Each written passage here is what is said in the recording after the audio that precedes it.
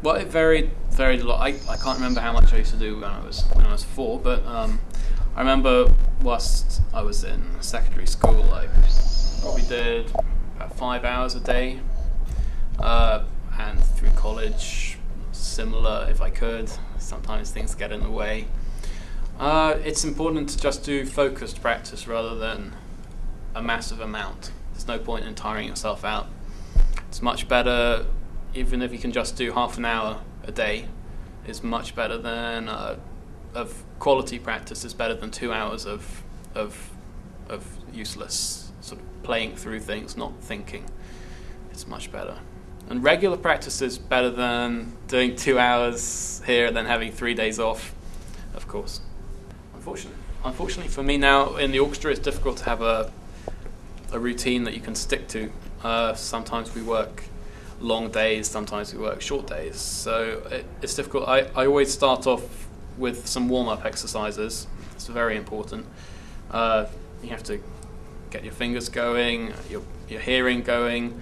I tend to do some slow scales and slow chords, and from there I think it's good to do some exercises before you start your pieces. I would also say don't try and do too much in one session. Limit yourself and try and make it right. It's better to perfect something rather than be average in many things. Technique is only a means of achieving what you want musically, and that's what it has to be. I don't find any interest in listening to something which is just purely technical and not musical. There has to be a goal behind working technically. So it's really a case of how do I want this to sound?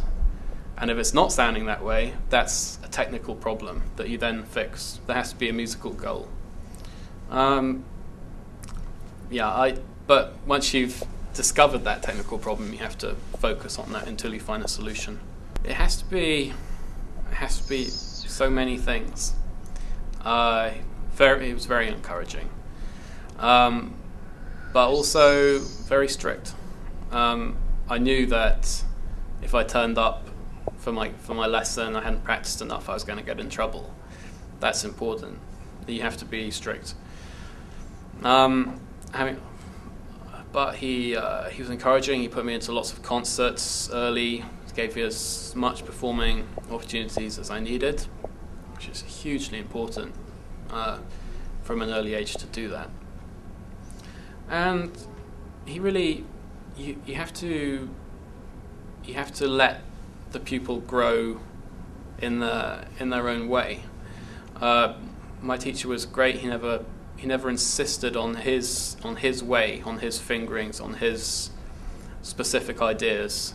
It's good that he gave me them as an option, and from then I could choose them or reject them.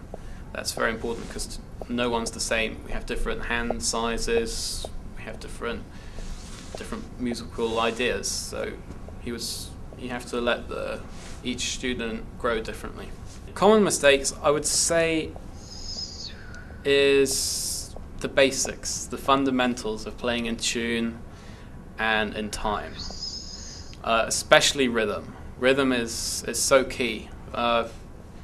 Even I would rather hear someone with great rhythm to begin with who couldn't play any of the notes than someone who can play all of the notes but has no pulse, no rhythm.